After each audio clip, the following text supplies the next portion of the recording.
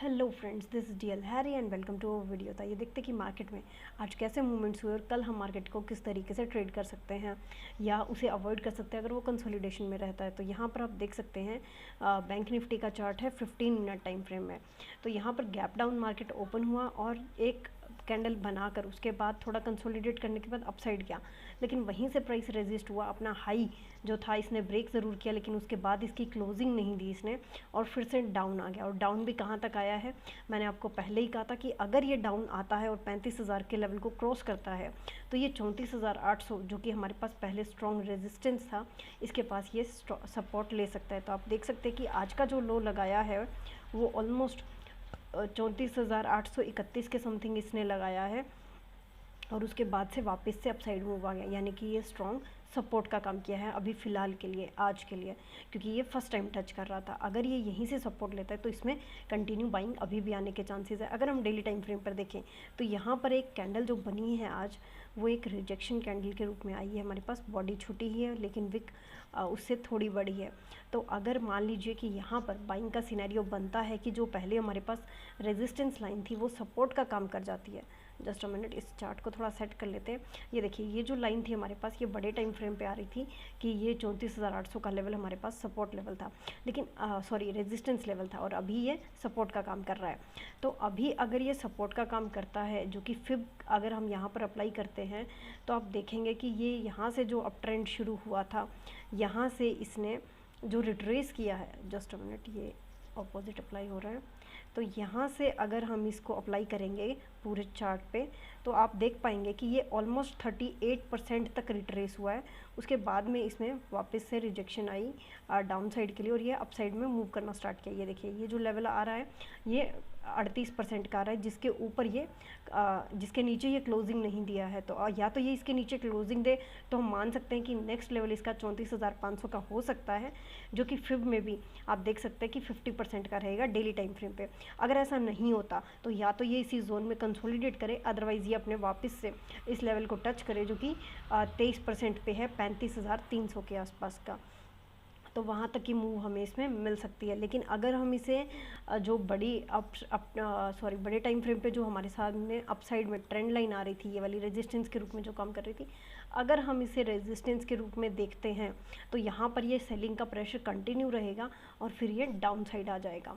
लेकिन अभी फ़िलहाल के लिए जो है कि अगर ये आज की कैंडल का हाई क्रॉस कर देता है, मीन्स आज का हाई आप देख सकते हैं कि 35,154 है, अगर वो क्रॉस हो जाता है तो हमें इसमें फिर से अपसाइड का मूव देखने को मिल सकता है, जो कि 35,300 तक का हो सकता है। ज़्यादा बड़ा मूव नहीं है, उसको भी क्रॉस करके फिर अपसाइड में जाने का बनता है कि एक शार्प बाइंग आए। लेकिन अभी क्योंकि ये डाउन ट्रेंड में था और एक रेजिस्टेंस लाइन से इसने रिजेक्शन लिया तो ये डाउन आ सकता है।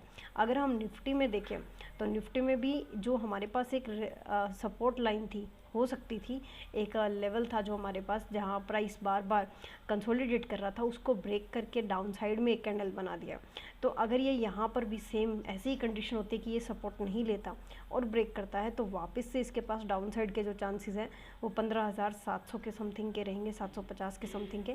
अदरवाइज़ ये यहीं से यहाँ से बाइंग आएगी इसमें और फिर हमें अपसाइड का मूव देखने को मिलेगा। लेकिन तब तक बाइंग प्रेफर मत कीजिए जब तक ये आज की कैंडल का हाई क्रॉस नहीं कर लेता। अगर ये आज की कैंडल का हाई क्रॉस करता है तो पॉसिबिलिटी है कि ये वापस से इसी जोन में कंसोलिडेट करे, बिकॉज बैंक्स की जो सिचुएशन है वो अगर हम कंसीडर करेंगे यहाँ पर, तो यहाँ पर HDFC बैंक में एक डोजी टाइप कैंडल आज फिर बनी। अगर बाइंग आती तो यहीं से वापस आ जाती। तो यहाँ पर आप देख रहे हैं कि जो चार्ट है यहाँ पर हम बिल्कुल डोजी टाइप कैंडल देख सकते हैं। दोनों तरफ से प्राइस में रिजेक्शन आई है, या तो अब ये यहीं पर सपोर्ट ले, जैसे कि आप देख सकते हैं कि यहाँ पर प्रीवियस इसका रेजिस्टेंस था, तो या तो ये इसी को ही सपोर्ट के रूप में काम करे और यहीं से बाइंग इसमें कंटिन्यू हो जाए। तो हमें कुछ पैटर्न भी इस तरीके का इसमें मिलने के चांसेस रहेंगे। जैसे कि मान लीजिए कि ये शोल्डर पैटर्न बना, ये हेड एंड देन ये शोल्डर का काम करे, ऐसा कुछ पैटर्न हमें दिखाई दे सकता है अगर यहीं से बाइंग कंटिन्यू होती है। लेकिन अगर आज का लो क्रॉस होता है तो हम फिर से इसमें वापस से डाउन साइड का यहाँ तक का मूव देख पाएंगे, ये पॉसिबिलिटी है HDFC बैंक की। नेक्स्ट हम चलते हैं एक्सिस बैंक की तरफ। एक्सिस बैंक में आज एक्सपेक्टेशन के थ्रू अलग एक रेड कैंडल बना है। हमें लगा था कि इसी लाइन तक आ सकता है और उसके बाद में इसमें बाइंग आ जाएगी, बट ऐसा नहीं हुआ, ये डाउन आया और रेड कैंडल बनाई है। अभी वापस से अगर हम देखें तो इसके पास पास फिर से ये लेवल भी मीन्स ये लेवल भी एक सपोर्ट का काम कर सकता है। अगर बाकी सब में बाइंग का सिनेरियो आता है तो इसमें भी बाइंग का सिनेरियो हमें मिल सकता है।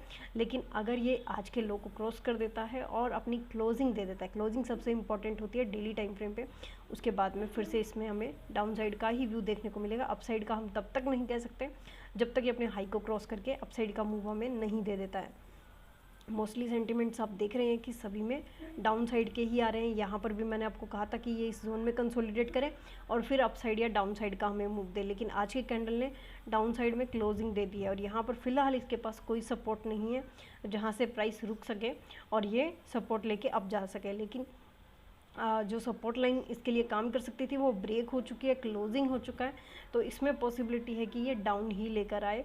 और यहाँ पर आप देख रहे हैं कि इस रेजिस्टेंस लाइन को इसने टच ही नहीं किया बल्कि पहले ही इसमें सेलिंग आना शुरू हो गई। तो या तो ये यहीं से हमें कुछ कंफर्म हमें तब होगा जब ये इस कैंडल का भी लो क्रॉस कर देगी। अगर आपने यहाँ पर शॉर्ट कर दिया है डेली टाइम फ्रेम पे तो आप यहाँ पर अपनी हाफ क्वांटिटी ऐड कर सकते हैं। ऐसी सिचुएशन में आपको कोटक बैंक में दिखाऊंगी जहाँ पर आप समझ जाएंगे कि कब आपको हाफ क्वांटिटी ऐड करनी होती है और कब फुल। नेक्स्ट हमारे पास है SBIN।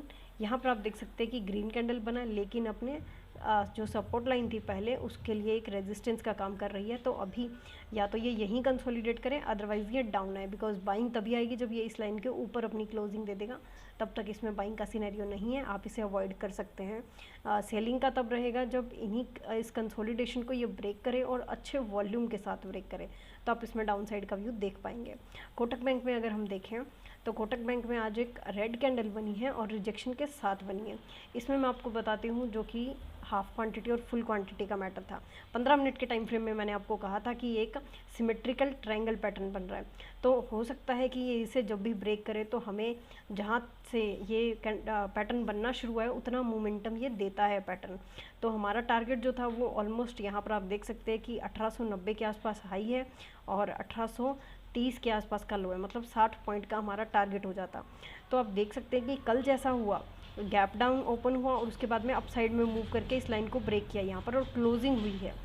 लेकिन अगर आप देखेंगे तो किसी भी कैंडल ने प्रीवियस कैंडल का हाई क्रॉस नहीं किया, मींस यहाँ पर प्राइस ने रेजिस्ट किया है। तो आपको कंफर्मेशन मिला ही नहीं कहीं भी कि आप एंट्री लें। ज़रूरी होता है कि प्राइस एक बार लाइन को रीचेक कर ले जब वो ब्रेकआउट देता है।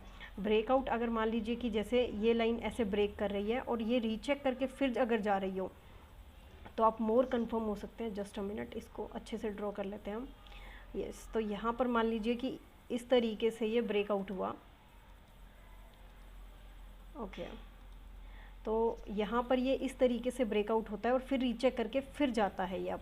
तो यहाँ पर आप कंफर्म हो जाएंगे कि अभी ये आपके साइड में है और आप टारगेट पूरा रख सकते हैं। लेकिन जैसा कि आज हुआ, मार्केट उसी जोन में ओपन हुआ और फिर कंटिन्यू मोमेंटम के साथ डाउन आया। तो ऐसे में अगर आप एंट्री मिस भी नहीं करना चाहते और सोच रहे हैं कि एंट्री ले लें, नहीं तो ये एक ही मोमेंटम में हमारा एंट्री जो है वो मिस हो जाएगा, तो ऐसी सिचुएशन में आप हाफ क्वांटिटी ऐड कीजिए। जब प्राइस वापस रीचेक करके जा रहा हो तब आप अपनी बाकी की क्वांटिटी ऐड कर सकते हैं, इसे बोलते हैं रीचेक। तो रीचेक पे ली गई एंट्री हमेशा अच्छी रहती है बजाय कि सीधा ब्रेकआउट पे ली गई। अभी ये ब्रेकआउट है, यहाँ पर कंफर्म नहीं है कि ये ब्रेक करके पूरा डाउन ही जाएगा और आपको टारगेट दे देगा। अभी यहाँ पर आप देख सकते हैं कि अगर आप देखेंगे तो ये अगर आपकी एंट्री होती है 1860 पे तो आपका एग्जिट ऑलमोस्ट 1835 पर हो जाता है, तो लगभग 25 से 30 पॉइंट ही आपको मिलते हैं। तो यहाँ पर आप कंफर्म नहीं है कि आपको पूरा टारगेट मिल पाएगा और ब्रेकआउट फेल भी हो सकते हैं। तो इसके बजाय ये रीचेक कर ले और फिर आप एंट्री लीजिए। तो मैंने आपको एक सेटअप भी बता दिया है प्रॉपर कि ब्रेकआउट और रीचेक का सेटअप क्या होता है, कि वहाँ पर सिर्फ क्वांटिटी मैटर करती है कि आप ब्रेकआउट पर हाफ क्वांटिटी लेते हैं और रीचेक होने पर फुल क्वांटिटी।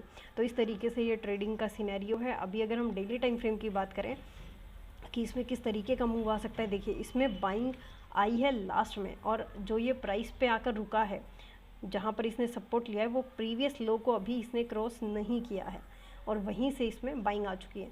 तो अगर बाइंग का सिनेरियो रहता है कंटिन्यू तो ये अपने हाई को जो कि आज का था उसको क्रॉस करके हमें अप साइड में मूव देगा, जो कि हम बैंक निफ्टी और अदर बैंक्स में भी देख पाएंगे।